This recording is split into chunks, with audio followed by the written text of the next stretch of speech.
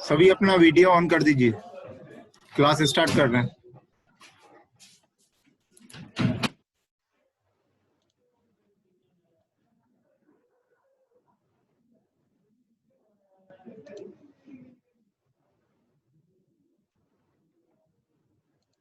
Attendance भी लगा दीजिए सभी लोग।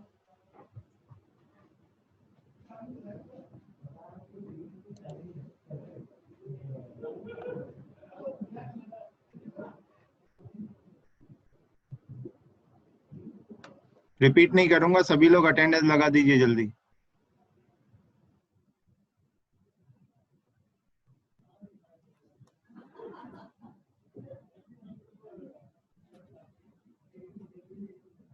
दो लोगों ने अभी नहीं किया है, दो लोगों ने अटेंडेंस नहीं दी है अभी। प्रमोद अटेंडेंस लगा दो।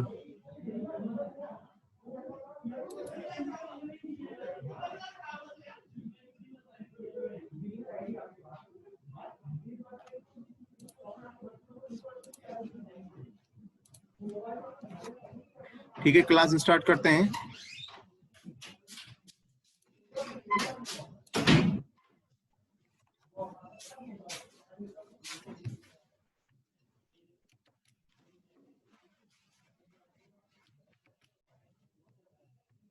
लास्ट क्लास में ये डायग्राम डिस्कस किया था मैंने। इसमें एंगल को ट्रांसफर किया था, एक तो शेयर एंगल, दूसरा आपका अल्फा रेक एंगल। कुछ लोगों के लास्ट क्लास में डाउट थे, उन्होंने लिखा था चैट बॉक्स में। मैंने गूगल क्लासरूम में वो डाउट्स क्लियर किए हैं, तो आप उसको गूगल क्लासरूम ओपन करें और उसमें जो भी मैंने क्लियरिटी दी है वो आप उसको पढ़ें। ठीक है ना। अब देखेंगे कि ट्राइंगल SNP, SNP कौन सा है। देखिए ये राइट एंगल ट्राइंगल SNP, इसमें अगर मैं SP निकालूं, क्या है SP, शेयर प्लेन है। ठीक है, SP अगर मैं SP निकालूं तो वो किसके बराबर होगा, T1 साइन फाई। क्या होगा, sine phi is equal to क्या होगा, SN अपॉन SP होगा कि नहीं होगा, SN अपॉन SP। ये देखिए sine phi is equal to from triangle SNP, sine phi क्या होगा आपका, SN अपॉन SP होगा। SN की वैल्यू कितनी है, T1 के बराबर है, अपॉन SP। तो यहाँ से SP निकल के आएगा T1 अपॉन साइन फाई। ठीक है, अब ट्राइंगल देखिए कौन सा, राइट एंगल ट्राइंगल SMP वाला देखें। ठीक है, राइट एंगल ट्राइंगल SMP, उसमें अपन एंगल कौन सा लेंगे, ये वाला लेंगे, कंसीडर करेंगे। अगर ये वाला एंगल कंसीडर करेंगे तो ये क्या हो जाएगा, बेस। ठीक है, ये आपका सॉरी ये आपका क्या हो जाएगा हाइपोटेनियस, और ये एस एम क्या हो जाएगा आपका बेस, और पी एम क्या आ जाएगा परपेंडिकुलर। देख सकते हैं जो एंगल से लगा हुआ होता है वो क्या होता है आपका बेस होता है, और जो बेस के परपेंडिकुलर होता है वो क्या होता है आपका आपका क्या है परपेंडिकुलर होता है। और ये फाइनली जो दूसरा वाला है ये आपका एसपी क्या हो जाएगा हाइपोटेनियस हो जाएगा। तो एसपी क्या, अब यहाँ से एसएमपी से देखा, एसएमपी से अगर मैं इसको कॉस फाइव माइनस अल्फा निकालूं तो वो क्या आएगा cos phi minus alpha. Cos का क्या होता है बेस अपॉन हाइपोटेनियस होता है, तो बेस कौन सा है एस एम, तो S M upon S P, ठीक है। और एस एम किसके बराबर है टी टू के बराबर, T two upon S P हो जाएगा। तो एस पी यहाँ से भी निकल आएगा, एस पी क्या आ जाएगा T two upon cos phi minus alpha, ठीक है। हमें क्या निकालना है ratio of T one and T two, जिसको अपन क्या कहते हैं, जिसको अपन कहते हैं chip thickness ratio. Very good, chip thickness ratio कहते हैं, ठीक है। ये चिप थिकनेस रेशियो होता है uncut chip thickness divide by chip thickness. तो अनकट चिप थिकनेस क्या है आपकी T1 और चिप थिकनेस क्या है T2। तो T1 अपॉन T2 अपन को निकालना होगा, तो दोनों इक्वेशन को अपन को क्या डिवाइड करना होगा, ठीक है। या फिर आप एसपी को दोनों को इक्वेट कर देंगे, तो T1 upon sine phi is equal to T2 upon cos phi minus alpha हो जाएगा। तो यहाँ से T2 इधर चला जाएगा और साइन फाइव इधर चला जाएगा, तो फाइनली आपकी इक्वेशन जो बचेगी, फाइनली इक्वेशन जो आपकी आएगी वो ये आएगी T1 upon T2 is equal to sine phi upon cos phi minus alpha, जिसको अपन कहते हैं चिप थिकनेस रेशियो, और जिसको डिनोट करते हैं स्मॉल आर से। स्मॉल आर से डिनोट किया जाता है चिप थिकनेस रेशियो को। बहुत ही इंपॉर्टेंट इक्वेशन है, इन न्यूमेरिकल आता है इसके बेस रिलेटेड। आपको लास्ट जो आपके सीनियर्स को आया था इससे रिलेटेड न्यूमेरिकल आया था। ये आपका जो T1 अपॉन T2 एंड ये फाइव, ये 10 फाइव, इससे रिलेटेड न्यूमेरिकल आया था बेटा, ठीक है ना। तो दूसरा क्या है कि अगर अगर आर, ये क्या है आपका आर की वैल्यू क्या होती है लेस देन वन होती है, आर की वैल्यू क्या होती है लेस देन वन होता है। T2 क्या बड़ा होता है T1 छोटा होता है, तो आर की वैल्यू लेस देन वन रहती है। अगर आपको कभी क्वेश्चन में आर की वैल्यू ग्रेटर देन वन आई, आर की वैल्यू ग्रेटर देन वन आई, तो उसको अपन कहते हैं चिप रिडक्शन रेशियो कोएफिशिएंट कहते हैं। क्या चिप रिडक्शन कोएफिशिएंट, जिसको अपन नोटेशन अलग नहीं करेंगे क्योंकि कंफ्यूजन होता है, वन अपॉन आर से डिनोट करेंगे इसको, ठीक है। सिंपली आपको क्या सोचना है, एक मिनट, हेलो, हाँ सर, सर क्लास ले रहा हूँ सर। हाँ कोई, हाँ अच्छा हो गया, अरे यार चलो मैं देखता हूँ।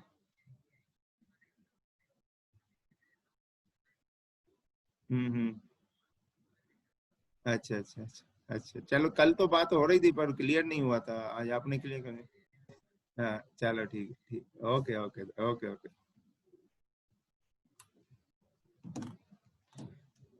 तो बेटा ये देखिए, अगर सिंपली आपको क्या सोचना है, आपको बस चिप थिकनेस रेशियो के बारे में सोचना है। अगर आर की वैल्यू लेस देन वन आई तो आर आपको लेना है T1 अपॉन T2, ठीक है। और अगर आर की वैल्यू क्वेश्चन में ग्रेटर देन वन दी हुई है तो आर आपको लेना है T2 अपॉन T1, ठीक है।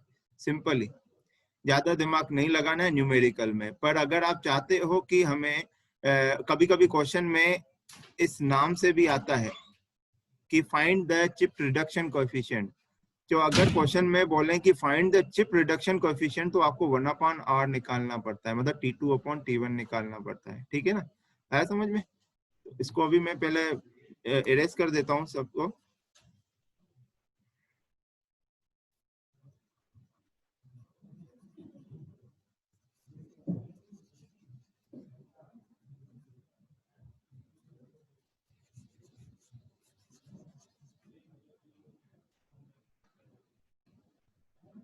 तो देखो बेटा, अब ये फाइनल क्लियर हो गया। अब क्वेश्चन जो आता है, क्वेश्चन ये आता है कि find the share find the shear angle, find the shear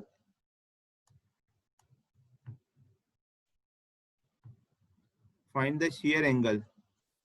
shear angle क्या है आपका? फाई। ठीक है, फाई है। तो फाई को फाइंड आउट करने के लिए ये फॉर्मूला यहीं से जनरेट हुआ है, यहीं से जनरेट हुआ है ये फॉर्मूला। ठीक है ना, sine phi upon cos phi minus alpha. Cos A minus B का फॉर्मूला लगाएंगे, जब कॉस ए माइनस बी का फॉर्मूला लगाएंगे, जो अपन ने 12th में पढ़ा है, कॉस ए माइनस बी का formula, cos A cos B plus sine A sine B होता है कि नहीं होता है? Cos A cos B plus sine A sine B, ये फॉर्मूला जब यहाँ पे लगाओगे तो फाई अलग हो जाएगा, अल्फा अलग हो जाएगा। उसको मॉडिफाई करेंगे तो tan phi is equal to मिल जाएगा आपको R cos alpha upon 1 minus are sine alpha. इसको आप करेंगे। ठीक है, कल सबकी कॉपी में होना चाहिए। मैं किसी को भी रेंडमली ये यहाँ से लेकर यहाँ तक की प्रोसेस में देखना चाहता हूँ। मैंने हिंट दे दी, आपको क्या करना है, कॉस ए माइनस बी का फॉर्मूला लगाना है। ठीक है, तो मैं किसी को भी रेंडमली बोल सकता हूँ आपको स्क्रीन शेयर करने के लिए, और मेरे को सबके पास होना चाहिए ये चीज। ठीक है, कैसे आया tan phi is equal to r cos alpha upon 1 minus sine, और तो कॉस फाइव माइनस अल्फा में फॉर्मूला ये लगाना है कॉस ए माइनस बी का। ठीक है, तो पहले फिर से रिपीट कर रहा हूँ, बोल रहा हूँ, सबकी कॉपी में होना चाहिए। मैं रेंडमली किसी भी कॉपी को देख सकता हूँ मैं। ठीक है, तो finally tan phi is equal to जो हो जाएगा r cos alpha upon 1 minus are sine alpha. ये फॉर्मूला याद कर लेना है। ठीक है, न्यूमेरिकल डायरेक्टली आता है कि find the shear angle when T1 is this, T2 is this. तो T1 और T2 दे देंगे अगर क्वेश्चन में, तो हमें क्या मिल जाएगा, आर मिल जाएगा। आर की वैल्यू यहाँ पे पुट करेंगे, अल्फा क्वेश्चन में दिया जाएगा। तो फाइनली आपको कैसे फाइव इज इक्वल टू क्या लिखेंगे, tan inverse r cos alpha upon 1 minus are sine alpha. ठीक है, तो यहाँ से आपको फाइव एंगल मिल जाएगा डिग्री में मिल जाएगा। अभी न्यूमेरिकल कर रहे हैं अपन, सॉल्व न्यूमेरिकल कर रहे हैं। ठीक है, तो अब न्यूमेरिकल में डायरेक्टली न्यूमेरिकल में आता हूँ।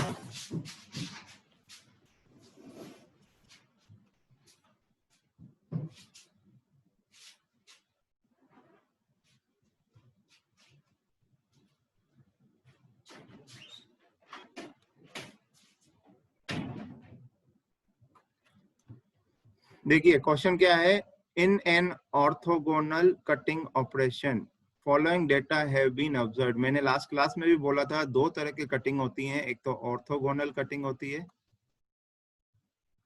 दूसरा होता है oblique cutting.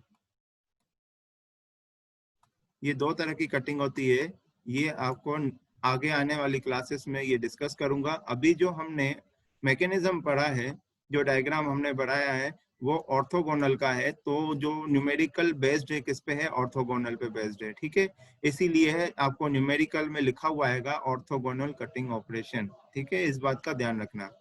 In an orthogonal cutting operation following data has been observed. Following data कौन सा, एक तो अनकट चिप थिकनेस दिया हुआ है, मतलब T1 दिया हुआ है आपको, विड्थ दिया हुआ है, विड्थ ऑफ कट दिया हुआ है, मतलब W2 दिया हुआ है, विड्थ ऑफ कट दिया हुआ है। ठीक है, चिप थिकनेस दिया हुआ है T1, बैक एंगल दिया हुआ है अल्फा। ठीक है, 10 degree. Calculate the shear angle, phi हमें निकालना है। ठीक है, तो क्या क्या गिवन है और क्या क्या फाइंड आउट करना है ये अपन को देखना पड़ेगा। पहला अभी क्वेश्चन मैं आपको बता रहा हूँ, नेक्स्ट क्वेश्चन आप लोग करेंगे रैंडमली, किसी से भी मतलब जिसका भी हो जाए बस आंसर बता देना। ठीक है, देखिए ये अभी कोई ये क्वेश्चन कोई सर कर सकता है सॉल्व? हार्दिक मीना,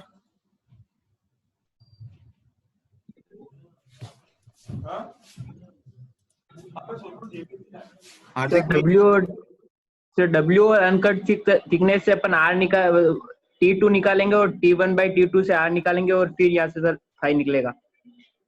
करो, कैलकुलेटर है?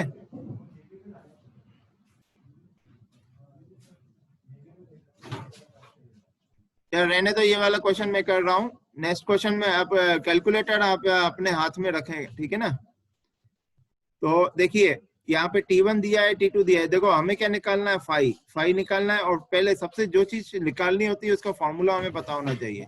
तो क्या है, फाई किस में होता है, tan phi is equal to r cos alpha upon 1 minus are sine alpha. इसमें हमें क्या क्या चाहिए, एक तो आर चाहिए, दूसरा क्या चाहिए, अल्फा। अल्फा गिवन है कितना, 10 डिग्री।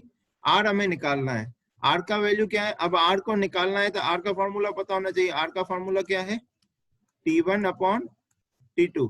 T1 दिया हुआ है, T2 भी दिया हुआ है, दोनों दिए हुए हैं। तो यहाँ से आर निकल आएगा। आर क्या हो जाएगा, 0.127 डिवाइड बाय 0.228। इसको कैलकुलेट करेंगे तो क्या आएगी वैल्यू, 0.5570। क्या 0.5570। 0.5570। हाँ ठीक है, अब हमें क्या करना है, फाई निकालना है। Phi is equal to 10 inverse r क्या है, 0.55 लिखा मैंने, कॉस 10 अपॉन 1 माइनस 0.55 साइन 10। इससे अपन को क्या मिल जाएगा, 31 के आसपास आएगा, 31 डिग्री के आसपास। ठीक है, ऐसा समझ गए? ठीक है, आसान है न्यूमेरिकल। आपको मैन्युफैक्चरिंग में न्यूमेरिकल बिल्कुल फॉर्मूला बेस्ड मिलेंगे आपको। बस आपको पता अप्रोच होनी चाहिए कि न्यूमेरिकल कौन सा आपको क्या फॉर्मूला लगाना है। ठीक है, अप्रोच होनी चाहिए, फिर आपको आराम से समझ में आ जाएगा। हर्ष शर्मा आ रहा है समझ में?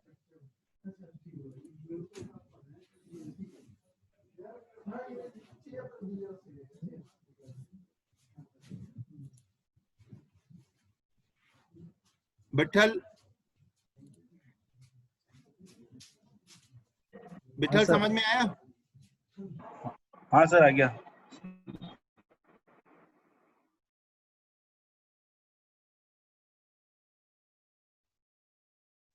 छबिल सोमानी आ गया? यस सर, बस ये सर W2 जो है ना सर, अपन ने वेट तो कट लिए सर। हाँ, बस सर फिर उसका फिर कोई रोल नहीं रहेगा ना सर, इसमें डायरेक्ट ही अपन कर तो सकते सर। जरूरी थोड़ी है कि जो T1/T2। न्यूमेरिकल में दिया हुआ है सबका रोल हो। कंफ्यूज करने के लिए भी एक्स्ट्रा चीजें दी जाती हैं आपको। बस क्या ओके सर। निकालना था, फाई निकालना था। और फाई में जो चीजें हैं वो निकालनी है सिंपली। ठीक है, आया समझ में? Okay sir, yes sir. Okay okay, next question में जाते हैं।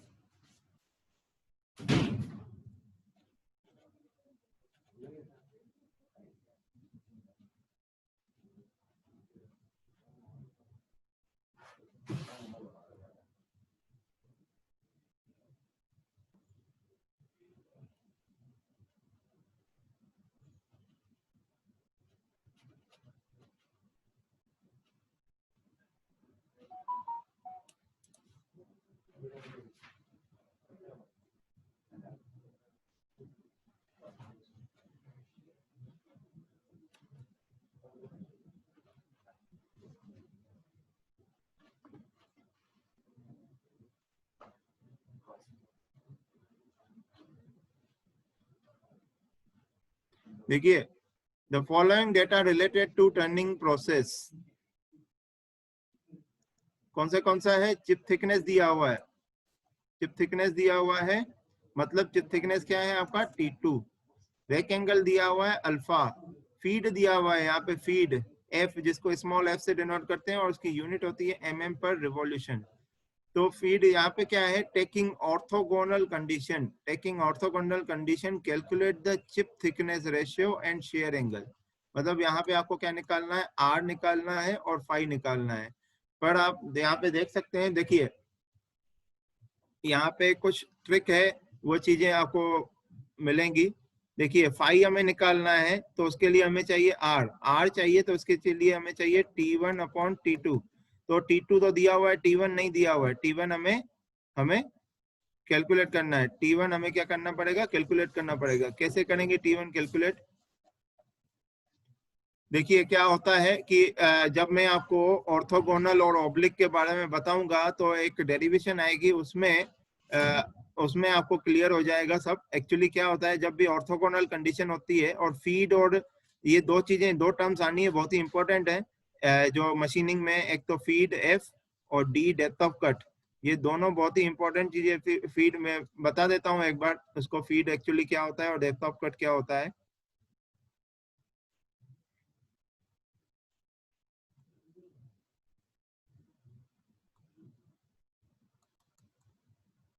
देखिए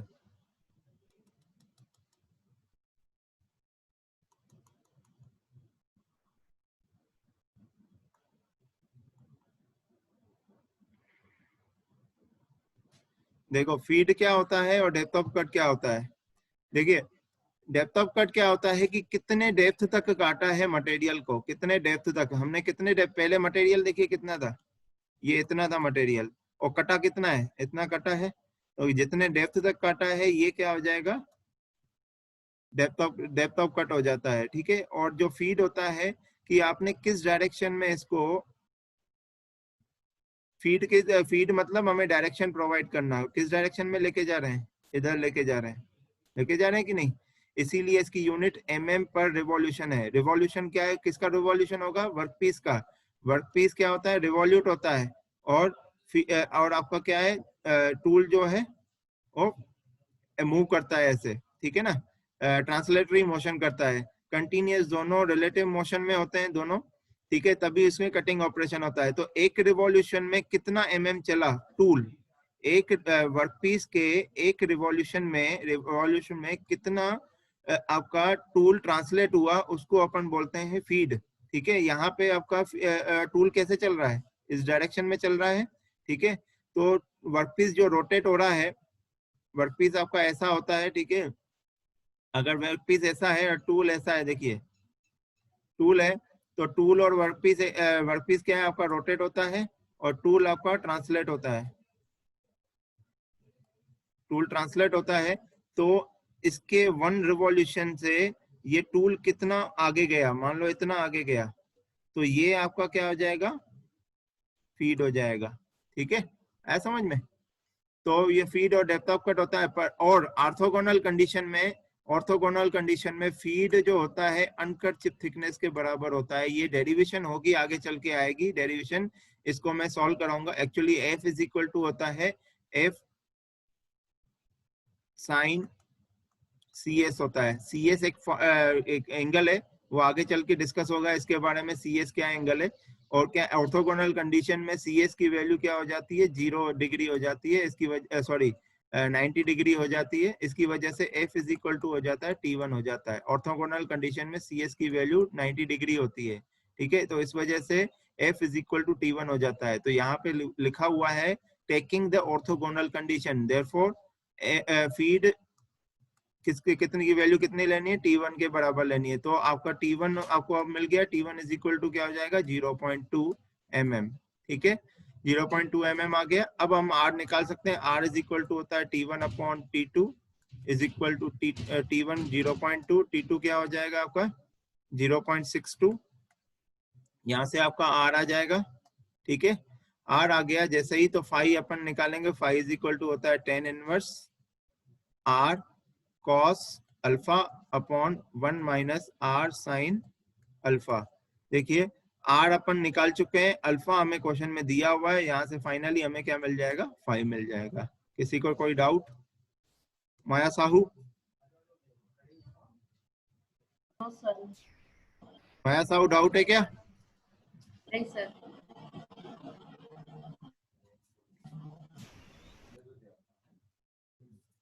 Abhilash Kumar, yes sir. Doubt है क्या? नहीं सर। समझ में आ गया? हाँ सर, थोड़ा बहुत आ गया सर। थोड़ा बहुत कुछ नहीं होता है, सब आना चाहिए। Mangal Singh,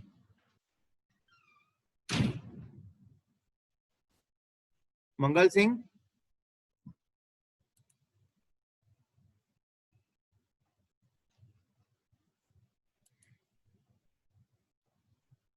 Manish Suthar rise hand.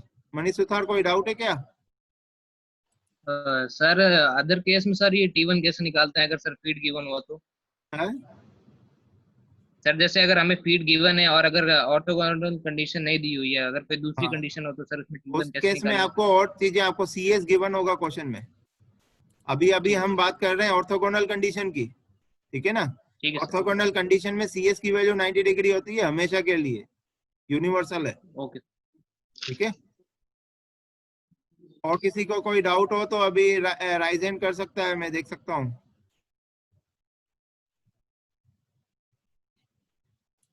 ठीक है, और विठल, विठल राइज हैंड। विठल, कोई डाउट है क्या? है? नहीं सर, नहीं है सर। राइज हैंड ऐसे हर्षित राठौर ने राइज हैंड किया है। मतलब वो गलती से हो गया था। हर्षित राठौर,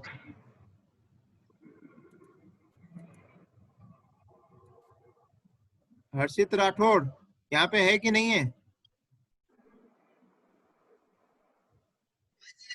बेटा एब्सेंट लग जाएगी। हर्षित राठौर,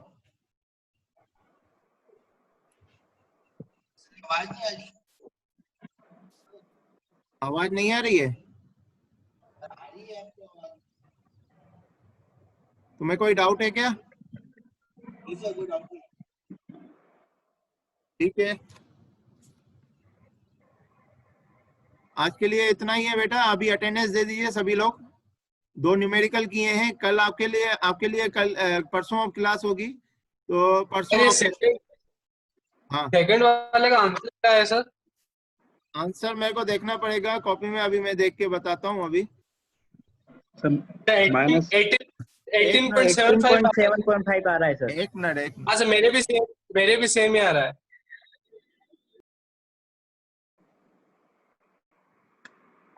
सर 18 पॉइंट। हाँ सर, वही आया 18।